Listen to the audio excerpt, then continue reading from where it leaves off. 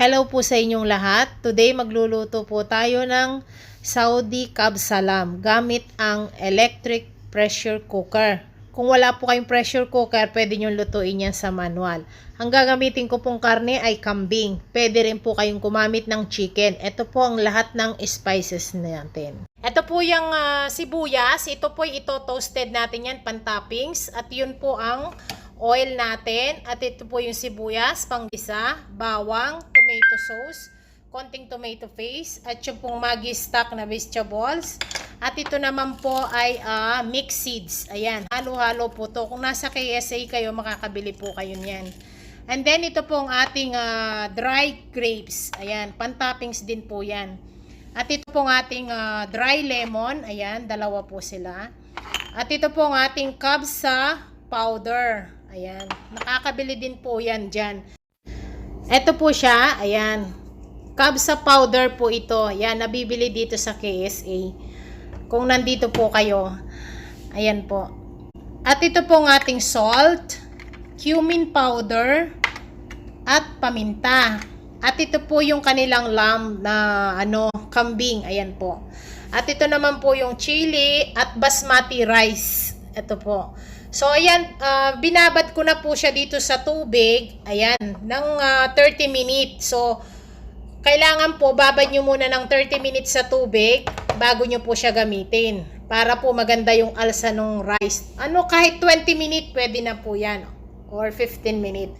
Ito po yung electric pressure cooker natin. Kung gusto nyo pong madaling maluto yung kambing natin, ayan, gumamit po tayo niyan. O kaya, pwede rin pong i-manual.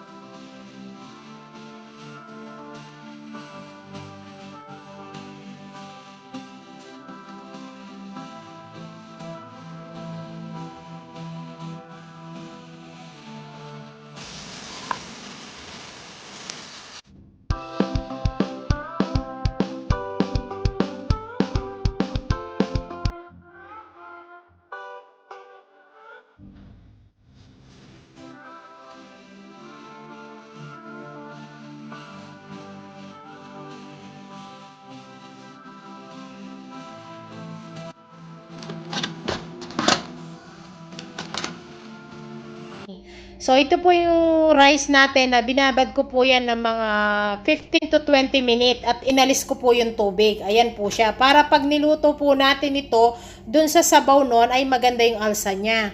At ito po yung basmati natin. Yan, pinakita ko lang po sa inyo. Bababad nyo po muna ng 15 to 20 minutes. At ito po, piprito natin yan at saka itong sibuyas para pan-toppings po yan. Tsaka yan. So, haba pong linuluto yung kambing, toasted muna po natin yan.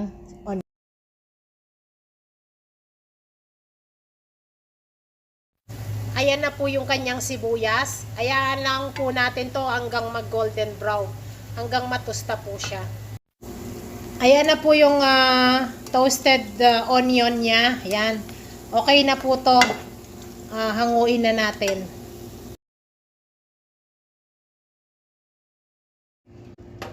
At ayan po yung pasas. Piprito lang po natin yan ng katamtaman lang kasi pan-toppings din po yan.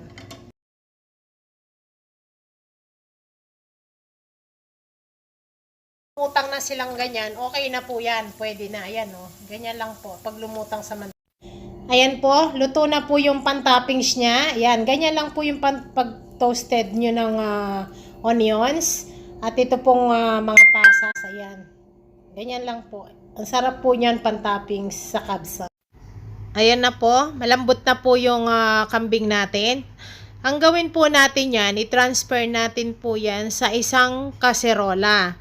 So ngayon, isasaing po natin yan kasama yung karne at sabaw niyan dun sa basmati rice natin na binabad natin kanina. So wag na po kayong magtutubig kasi yung rice po natin ay nababad na at konti lang po ang dadagdag natin.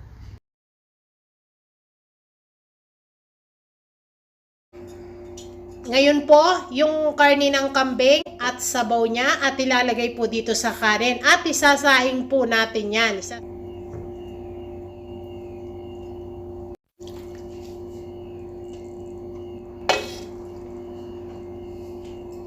Ngayon, mag-add po tayo ng konting hot water. Kung kulang po yung sabaw, mag-add kayo. Pero kung eksakto na po siya, wag na.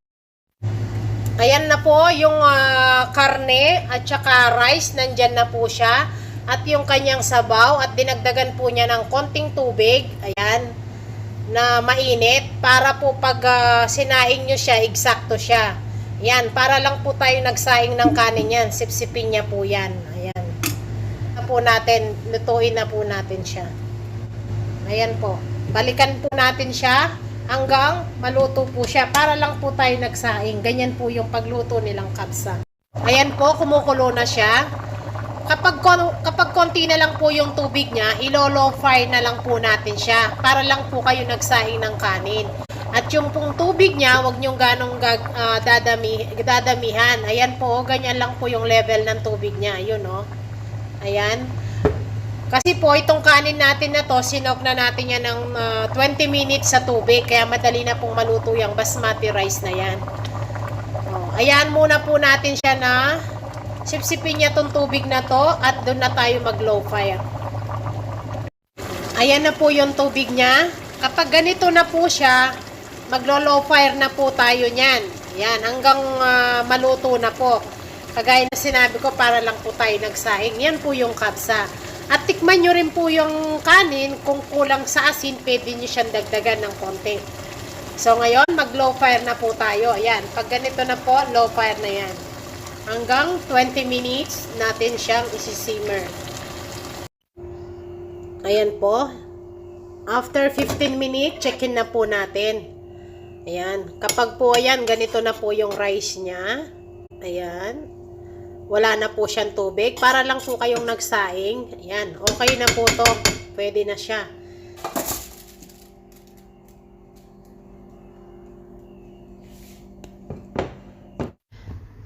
Ayan na po.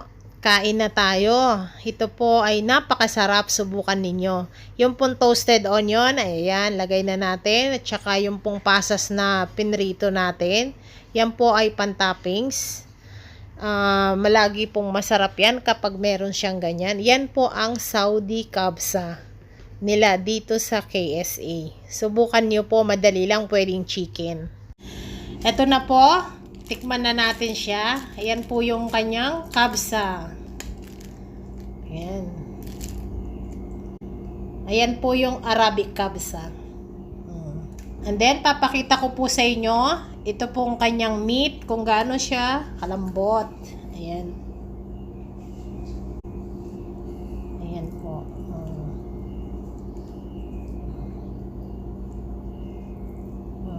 Ang init pa niya.